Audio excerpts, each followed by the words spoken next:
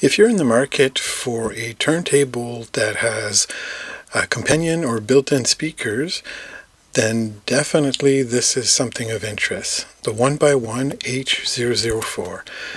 So here we go. I'm going to be doing the unboxing.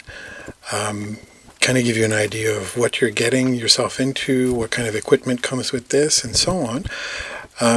Note that there's a little bit of assembly. Actually, nothing very intimidating or complicated, but there's nothing like seeing it for yourself to get an idea. So obviously you're getting a set of speakers, which is pretty great.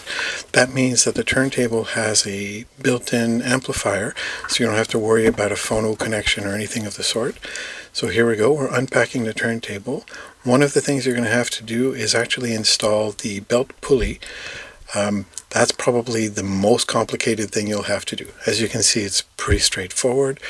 Then the actual plate itself, which is very nice and heavy, which will be perfect because that's going to offer a very nice deep sound. Here we go, I'm connecting the speakers.